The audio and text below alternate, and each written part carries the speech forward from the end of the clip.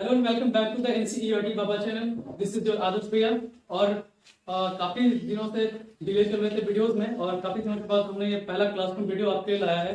तो क्योंकि online tab पे पढ़ना, कंप्यूटर पे पढ़ना उतना इफेक्टिव नहीं होता है, ये सोचते हुए हमने पहला ये क्लासरूम वीडियो लाया है। तो आज की क्लास में हम सब ज्योग्राफी का एक टर्म है, एक बहुत बड़ा चैप्टर है जिसको सीखेंगे, जिसका नाम है ओरिजिन ऑफ द अर्थ, हमारी पृथ्वी।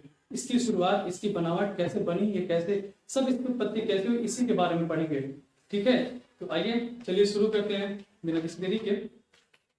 ओरिजिन ऑफ द अर्थ में हमारा जो टर्म है, आप सब अपने नोटबुक लेके और अपनी कॉपी लेके बैठेंगे, अपनी कलम लेके बैठेंगे। इस खंड में आपके लिए बड़ी मेहनत की जा रही है, आप लोग अपने घर में जाके पढ़ सके इसलिए। ठीक है, तो आइए हम अपने टर्म को सबसे पहले नोटबुक निकाल के रखेंगे। और लाल किले का प्रचलन चल रहा है तो हम भी लाल किले से लिखने की कोशिश करते हैं। ठीक है, हेडिंग लगा लेंगे ओरिजिन ऑफ द अर्थ।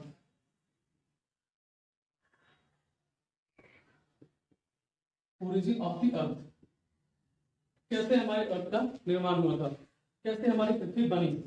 देखिए, 1 2 साल 10 साल 50 साल 1000 साल लाखों साल पहले की बात नहीं है, करोड़ों अरबों साल पहले की बात है। तब ना तो यहाँ मानव थे, ना कोई वनस्पति, ना कोई जीव, ना कोई जन, किसी तरह की कोई चीज नहीं थी। ना तो कोई गॉड कॉन्सेप्ट था, ना कोई रिलीजन कॉन्सेप्ट था। ह्यूमन इवोल्यूशन दूर दूर तक नहीं हुआ था। पृथ्वी बस एक हॉट एंड वार्म, बहुत ज्यादा गर्म, एक लावा की तरह एक गोल पदार्थ था। गोल मैं इसलिए कह रहा हूँ क्योंकि समझने के लिए आसान होती है। हम समझते हैं, आप लोग इस बात भली बात समझ रहे हैं, पृथ्वी का शेप ऑरेंज लाइट होता है, ऊपर में बर्ड शेप होता है वगैरह वगैरह। ठीक है, हम जब क्लासेस का कर रहे हैं तो इन डिटेल पूरे को लेकर चलेंगे, लेकिन पहले एकदम बेसिक से सीखेंगे ओरिजिन ऑफ द अर्थ के बारे में। तो हमारी जो ये पृथ्वी है कभी भी इतनी हरी भरी नहीं थी जैसे कि आज आप अपने इंटरनेट के ऊपर में देख रहे हो, टेलीविजन के ऊपर में कभी कभी इनके शोज दिखाई जाते हैं, तो बिल्कुल नहीं था।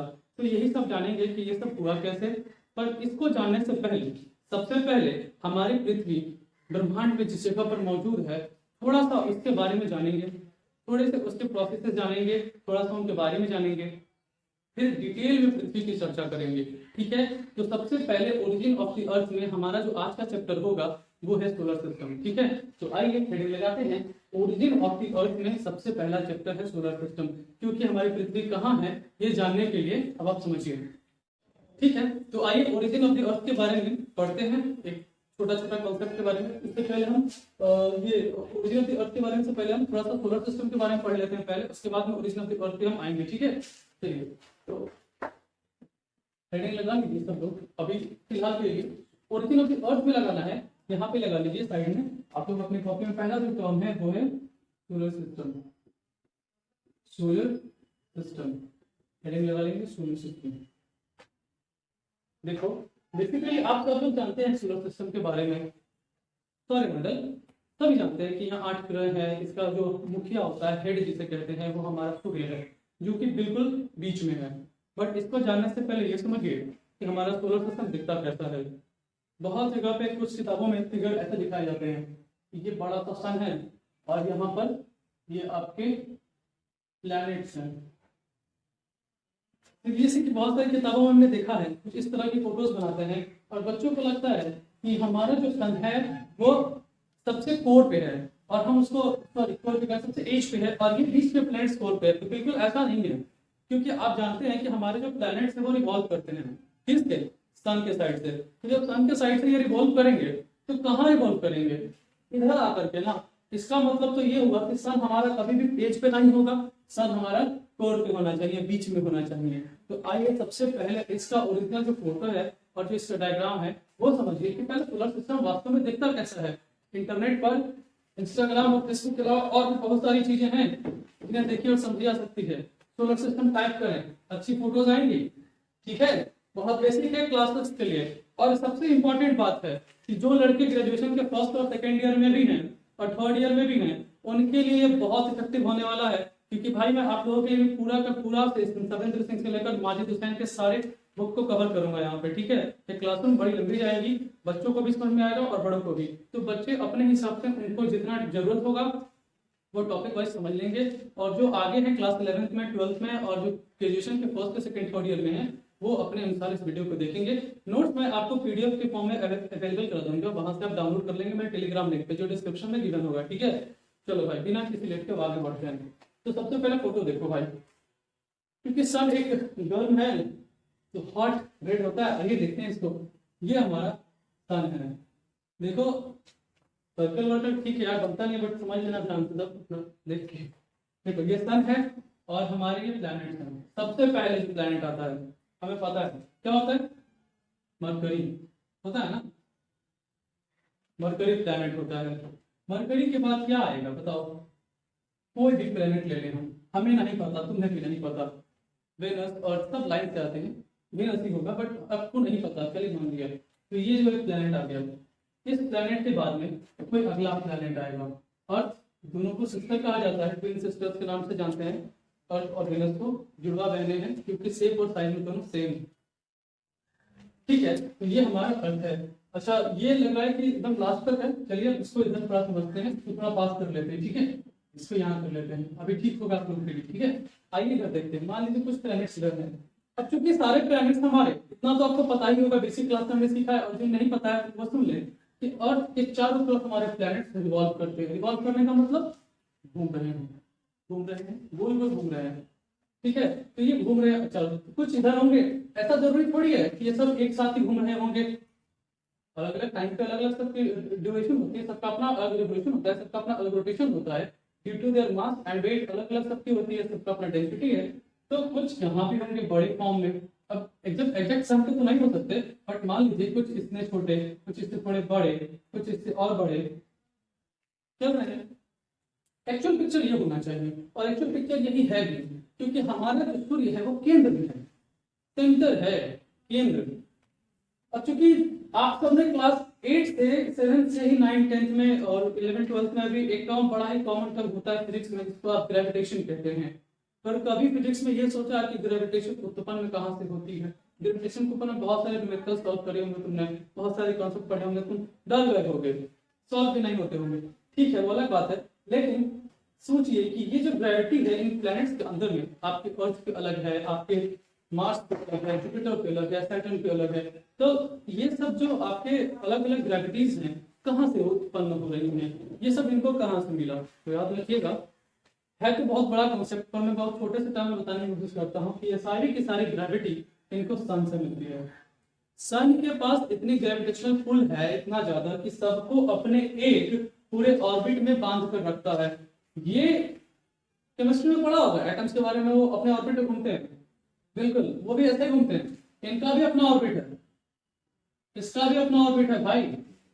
ये ऐसे अपने ऑर्बिट में घूमता है, इसके अलावा कहीं नहीं जाएगा। ये भी अपने ऑर्बिट में ही घूमेगा।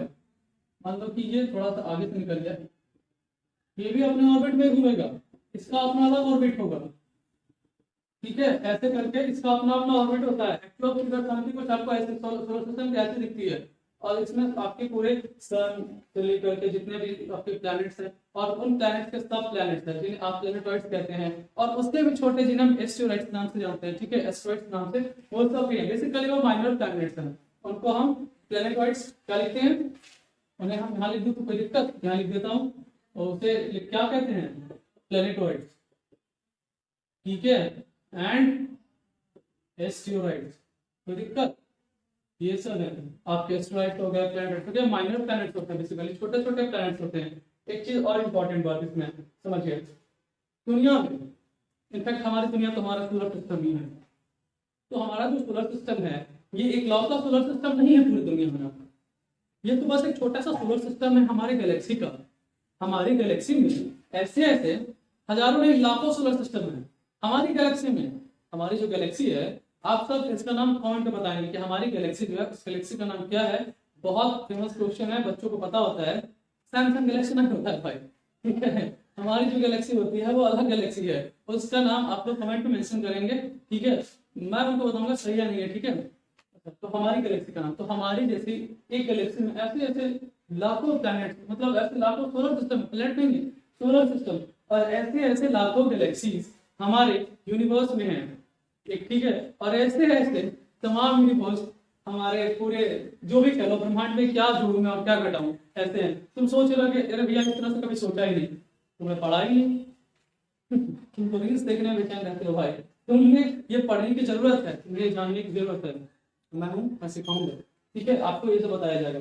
तो चलिए खैर, हमें ब्रह्मांड की जानकारी लेने को हमें इधर नहीं बनना है, हमें नॉर्मल अपना पढ़ना है, पढ़ के एग्जाम पास करनी है भाई। तो पढ़ने में देखो सिंपल, तो यहाँ तक बातें हैं। अब चलो कुछ फैक्ट और कुछ डाटा की बात करते हैं। तो ये फोटो दिमाग में रखना, और जो प्लैनेट के साथ में हमारे जो छोटे छोटे प्लैनेटॉइड्स एक्सोरेट्स होते हैं उनको भी दिमाग में रखना।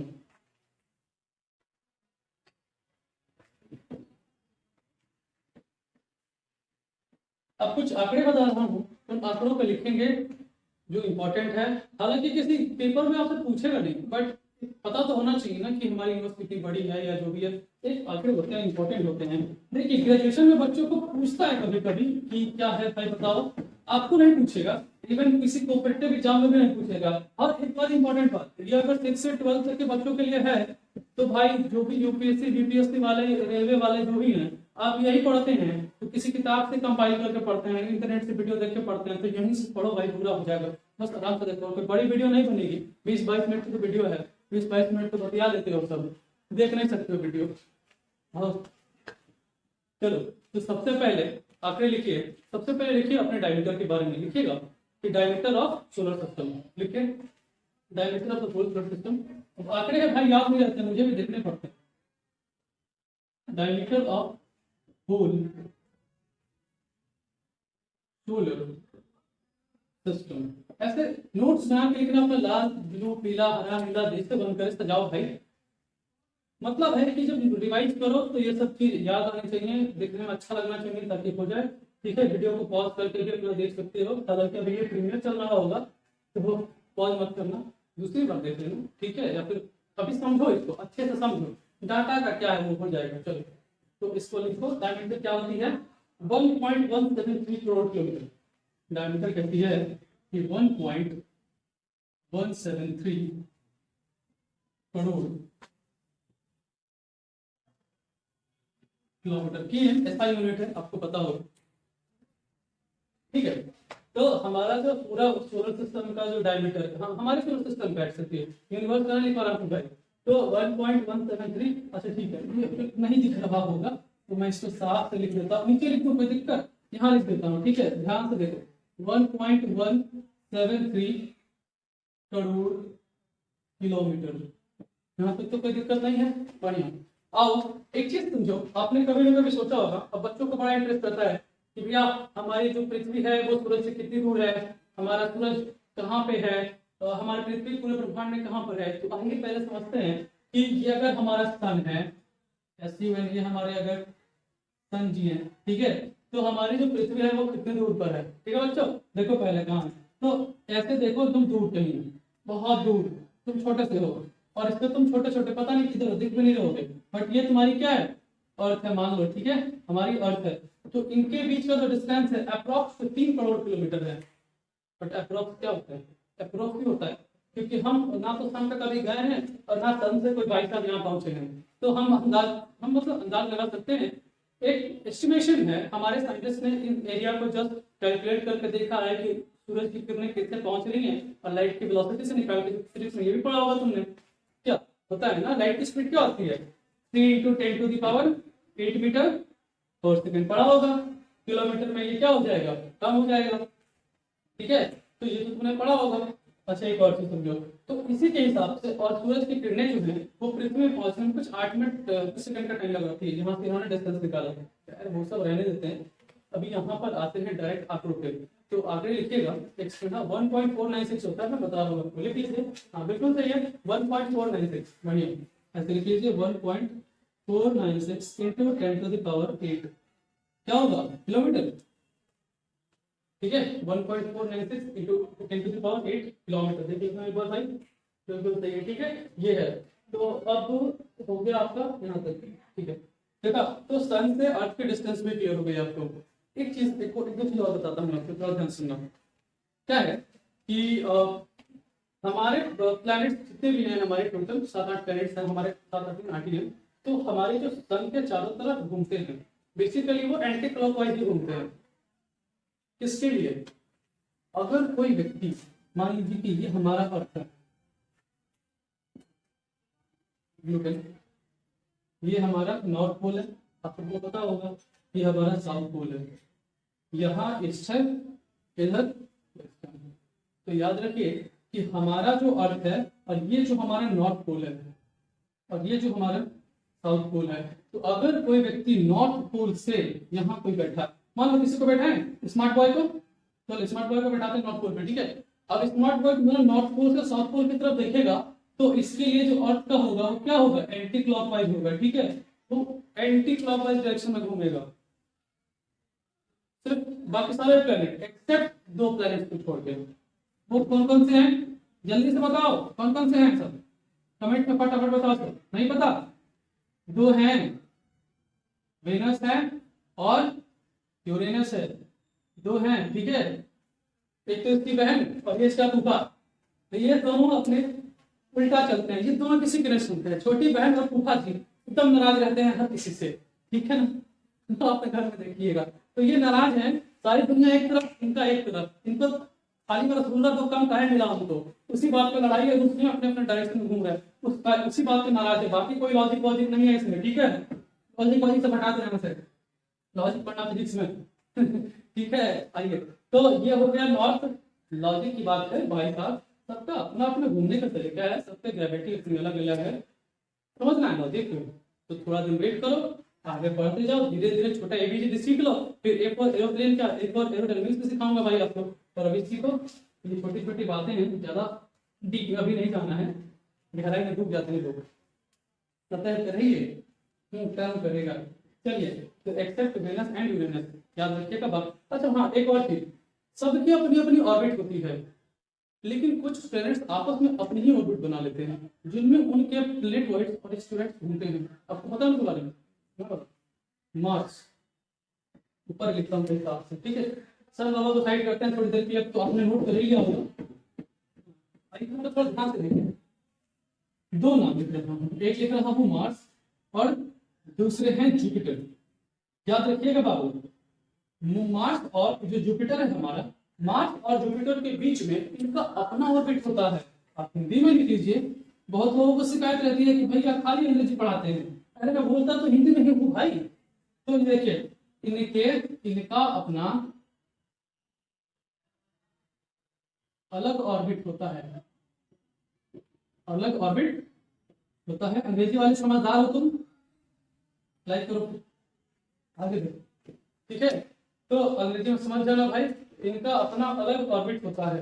अरे अलग ऑर्बिट होता है का ये मतलब नहीं कि अपनी दुनिया में अलग चलते हैं, नहीं, ये नाराज नहीं है, वही दोनों नाराज हैं। इनके प्लैनेट्स जो है ना, हमारे फूफा जी के बच्चे, ये थोड़े तू नाराज है तो भी नाराज है, इनका अपना ऑर्बिट है, दूसरे के घर में नहीं जाएंगे सब, ये सब अपने घर में खेलेंगे, सब डांट पाट करके रखा जाता है कि नहीं बाबू। ये मान लीजिए कि आपका ये मार्स है, थोड़ा बड़ा कीजिए मार्स, इतना छोटा भी नहीं होगा, और मान लीजिए जुपिटर है, ये भाई सब थोड़े बड़े, तो इनके और इनके बीच का ये जो अपना ऑर्बिट होगा ना, इनकी स्टेरॉइड्स और इनके स्टेरॉइड्स इनकी पे घूमेंगे। आपने सैटर्न के ऊपर गोल चक्कर देखा होगा, याद है? आपको लगता होगा कि पता नहीं कैसा रिंग बना है, उसका भी अपना ऑर्बिट है, लेकिन वो अलग नहीं है, वो उसकी ग्रेविटी से बनता है। ये ऑर्बिट अलग है, वो आगे समझिए, लेकिन जब समझिएगा वो सैटर्न वाला जो पार्ट है ना, उसका अपना एक रिंग बनता है, उसी तरह से इनका एक ऑर्बिट बनता है, इनका रिंग नहीं बनता है। जुपिटर के ऊपर में भी वो पत्थर घूम रहे हैं, एस्टेरॉइड, इन्हें आप रिंग कहते हैं, बट ऑर्बिट में घूमते हैं, वो रिंग नहीं कहलाते हैं। चलिए, यहाँ तक तो हो गया, अब इसको साफ करते हैं, नोट कर लिए, वही आ गया होगा, ठीक है। आइए अब थोड़ा सा यूनिवर्स की डाटा के बारे में समझते हैं। उससे पहले एक दो और पॉइंट हम आपको बताना चाहेंगे, जो मतलब कौन सा प्लैनेट का साइज क्या रहा और कब कितना रोटेशन कितना रेवोल्यूशन, ठीक है। तो एक चीज और मुझे इससे पहले कि आपको पता है हमारे सोलर सिस्टम के अंदर में, हमारे सोलर सिस्टम के अंदर में प्लैनेट्स की संख्या वगैरह पता है, इसलिए पहले नहीं बताया था, और जिन्हें नहीं पता है उन्हें मैं फिर से बता देता हूँ, ठीक है। स्टार्ट करते हैं एकदम शुरू से, लाइन बाय लाइन ऑर्डर में है, आप इसको अपने नोटबुक में लिखेंगे। शुरुआत होती है सबसे पहले मर्क्यूरी से, सबसे छोटा है मर्क्यूरी से, उसके बाद आता है वेनस, वेनस, फिर आता है अर्थ, अपनी प्लैनेट से अर्थ है, फिर उसके बाद में आती है मर्क्यूरी, वेनस, अर्थ, उसके बाद में आएगा मार्स, जुपिटर, सैटर्न, फिर आते हैं यूरेनस एंड नेपच्यून। कहानी यही खत्म हो जाती है। यही है हमारे 3 6 और 2 8 प्लैनेट्स, और एक हमारा स्टार जो कि है सन, एक हमारा स्टार जो कि है सन। यही है हमारा पूरा का पूरा सोलर सिस्टम। बहुत टाइम पहले आपने, या फिर 1-2 साल पहले, 2-3 साल पहले, या फिर अपने रिसेंट क्लास बुक में, क्लास के नोटबुक में पढ़ा होगा, जो कभी कभी अपडेटेड नहीं है, उससे एक प्लैनेट के बारे में जिसका नाम था प्लूटो। इस प्लैनेट के बारे में जरूर सुना होगा आपने, बट ये अब कोई प्लैनेट नहीं रह गया है, ये एक ड्वार्फ प्लैनेट बन गया है। ये एक ड्वार्फ प्लैनेट बन गया है। अब क्या होता है ड्वार्फ प्लैनेट? देखिए, वो प्लैनेट जो प्लैनेट के क्राइटेरिया को फॉलो नहीं करेंगे उन्हें हम ड्वार्फ प्लैनेट कहते हैं।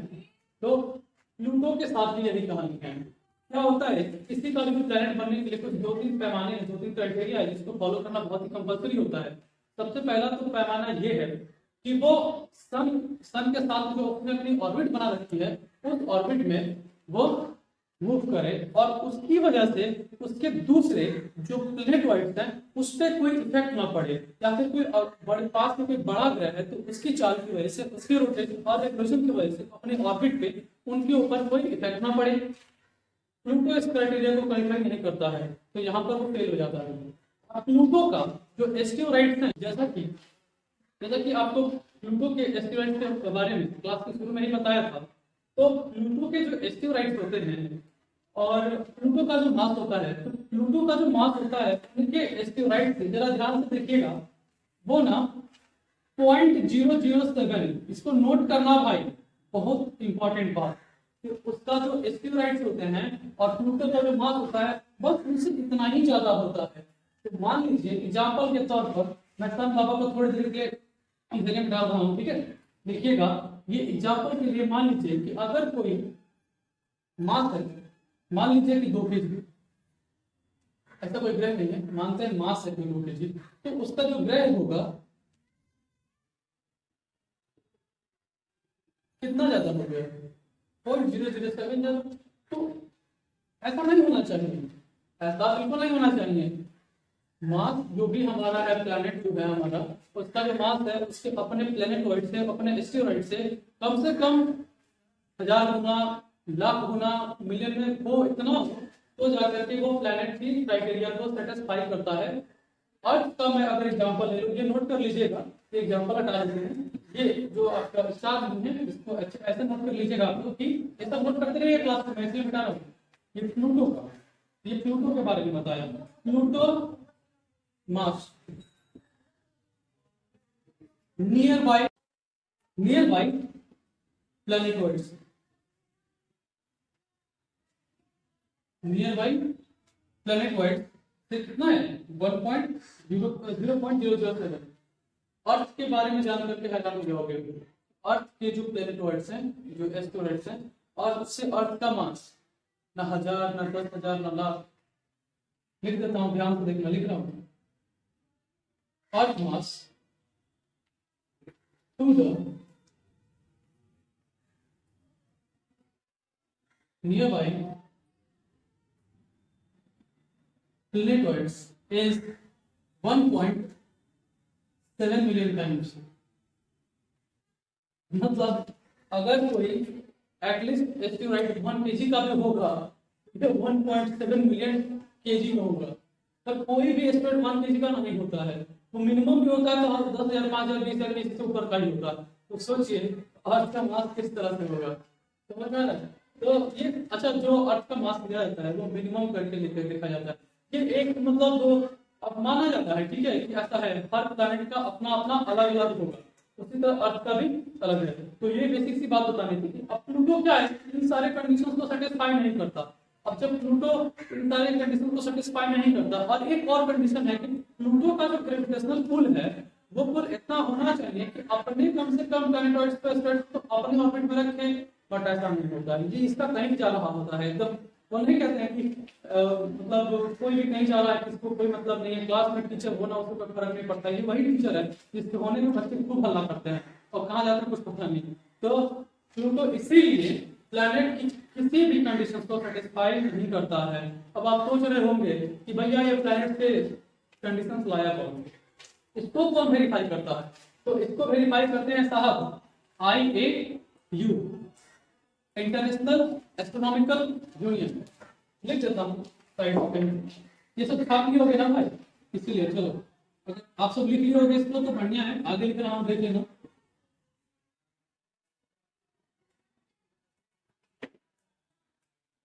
ये होता है इंटरनेशनल एस्ट्रोनॉमिकल यूनियन, छाप लीजिए इसको भी, ये क्वेश्चन से पूछते रहते हैं छोटे मोटे एग्जाम में, IAU में, ठीक है। अच्छा, और प्लूटो के बारे में जानकारी देने वाला एक और सेंटर है जिसको MPC कहते हैं। क्या कहते हैं? MPC। MPC का मतलब होता है माइनर प्लैनेट सेंटर, मतलब जो छोटे छोटे माइनर प्लैनेट्स हैं उनकी जांच करने वाला, उनको देखने वाला, उनके बारे में स्टडी करने वाला जो सेंटर है वो MPC है, माइनर प्लैनेट सेंटर। अच्छा, अब बहुत सारे लोग कहते हैं कि प्लूटो की खोज कब हुई थी वगैरह वगैरह, तो वो भी सुन लेते हैं कि प्लूटो की खोज आपकी जो थी, प्लूटो इसकी जो खोज हुई थी वो आई थिंक हाँ 1930 में हुई थी। कब हुई थी? 1930 में। और प्लूटो को 2006 में इसके द्वारा IAU के द्वारा इसको डॉट प्लैनेट की कैटेगरी में रख दिया गया था। और प्लूटो का एक और नाम है जिसका नाम है, एक सेकंड बता रहा हूँ, 13430 13434, हाँ ये ठीक है। इनका एक और नाम है प्लूटो का, यहाँ लिख रहा हूँ 13430 प्लूटो। तो आप सोच रहे होंगे कि ये क्या है भाई? अच्छा देखिए, जिस तरह से आप ऑनलाइन पेमेंट वगैरह करते हैं तो उसमें रेफरेंस नंबर मिलता है, या आप कहीं पे बैठते हैं तो आपका चेस्ट नंबर कि आपका लाइन चेस्ट नंबर है, या आपके चेयर नंबर, आपका स्कूल नंबर, आपके मेडिकल का नंबर होता है। इसी तरह से IAU वालों ने प्लूटो का अपना एक रेफरेंस नंबर तैयार किया। ये और कुछ नहीं है, ये एक रेफरेंस नंबर है जो कि एस्टेरॉइड्स को और प्लैनेटॉइड्स को ध्यान में रखते हुए कंसीडर किया जाता है, और आपका ये रेफरेंस नंबर दिया जाता है, ठीक है। ठीक है, तो ये सब प्लूटो से लेकर के सबके बारे में पढ़ लिया। अब आइए एक ओवरव्यू देता हूँ पूरे सोलर सिस्टम का थोड़ा सा, उसके बाद आपका सोलर सिस्टम वाला ये टॉपिक खत्म होगा और अगली क्लास में हम ओरिजिन ऑफ द अर्थ अब शुरू करेंगे, क्योंकि ये बेसिक नॉलेज थी जो आपको दे दी गई, और अगली क्लास में ओरिजिन ऑफ द अर्थ शुरू होगा। चलिए, ये जो आंकड़े मैं अब आपको बताऊंगा, ये आंकड़े बेहद इंपॉर्टेंट है, मतलब जानने में आपको अच्छा लगेगा और नोट करते रहिएगा इसको, ठीक है। ये आंकड़े वाकई में बहुत इंपॉर्टेंट है, सुनिएगा।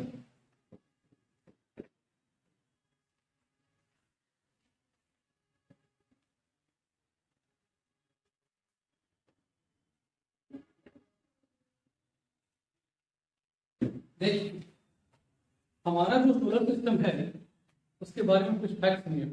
पहला फैक्ट ये कि हमारा सोलर सिस्टम दुनिया में जितने स्टारों का सिस्टम है, स्टार सिस्टम है, उसका एक बहुत छोटा पार्ट है हमारा सोलर सिस्टम।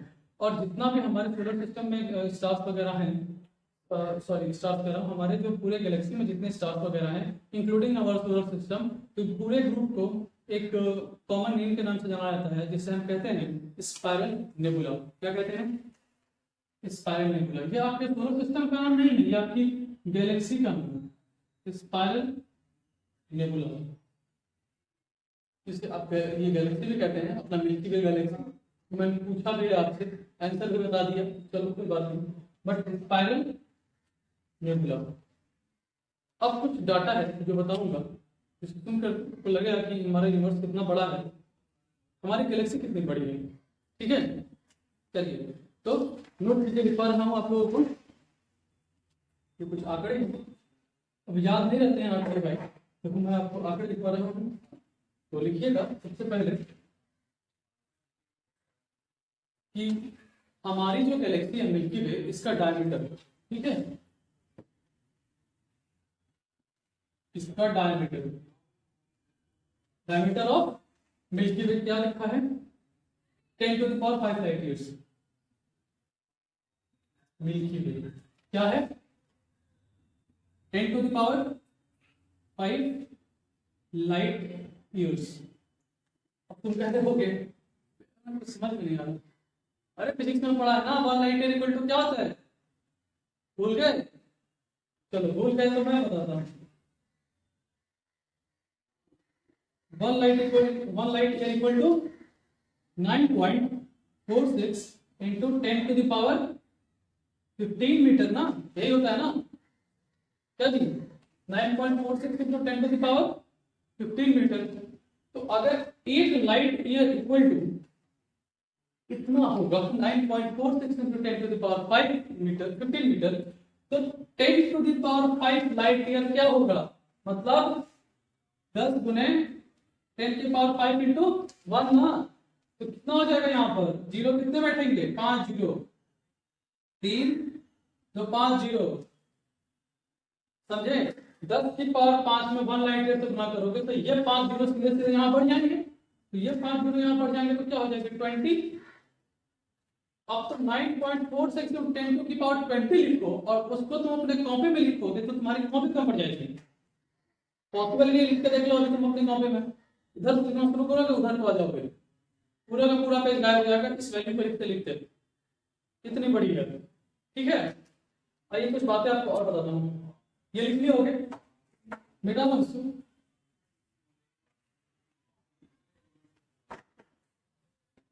कुछ चीजें देखो, जैसे कि क्या रहा है, it contain more than 1000 million of stars. मैंने बताया है आपको, अभी कुछ देर पहले बताया आपको कि इसमें लाखों करोड़ों स्टार्स हैं। हाँ, कह रहा है our sun with its solar system is about 30,000 light year away from the centre of the Milky Way. तो हमारा जो पूरा का पूरा सोलर सिस्टम अगर हम ये लेके चले, मान लीजिए हमारा, देखो ध्यान से, ये हमारा पूरा क्या है, सोलर सिस्टम, तो ये हमारे मिल्की वे जो पूरी गैलेक्सी है, अगर मैं उस पूरी गैलेक्सी को कुछ ऐसे मान लूं, तो इस सोलर सिस्टम को यहां से उठा करके आपको यहां लेके आना पड़ेगा, यहां, क्योंकि सेंटर से, अगर ये आपका सेंटर है तो यहां से इसकी दूरी क्या है, मैं तो दिखा तो नहीं सकता इसे, लेकिन 30,000 लाइट ईयर, कितनी, 30,000 लाइट ईयर। वो 10⁵ थी क्या इसकी पूरी डायमीटर इसकी, और इस पूरे गैलेक्सी की, और ये दूरी भी कितनी है, 40,000 लाइट ईयर। मतलब अगर तुम देखोगे तो ये कहां जाएगा, सेंटर से कितनी दूर है तो देख लो कहां चला जाएगा, ये इतनी दूर तो हम तो सेंटर में भी नहीं है। तो सोचो ये पूरी गैलेक्सी कितनी बड़ी होगी, और ऐसी ऐसी लाखों गैलेक्सीज हैं, तो सोचो ब्रह्मांड कितना बड़ा होगा, और ऐसे ऐसे हजारों ब्रह्मांड के जैसे गेंद पड़े हुए हैं, इससे बड़े बड़े ब्रह्मांड में, जिसे सुपरनोवा से ऊपर जाते हैं, सुपरनोवा से ऊपर, तो सोचो वो कितने बड़े होंगे, और ये सब कुछ यहाँ एग्जिस्ट करते हैं, ये तो बड़े वाले लोग हैं। तुम सोचो तुम कहाँ हो, तुम जिस रूम में बैठ करके क्लास देख रहे हो, पढ़ रहे हो, तुम्हारा पेन तुमसे भी छोटा है, उसका ढक्कन उससे भी छोटा है, एटम्स उससे भी छोटे हैं, तो हमारा साइंस आज उस एटम को जान गया है, लेकिन वो कितना बड़ा है वो कोई नहीं जान सका है। हम जानते हैं द टिनिएस्ट मैटर, सबसे द टिनिएस्ट सब्सटेंस, सबसे कोई टिनिएस्ट सब्सटेंस है तो वो एटम है, बट सबसे बड़ा क्या है, सबसे बड़ा क्या है,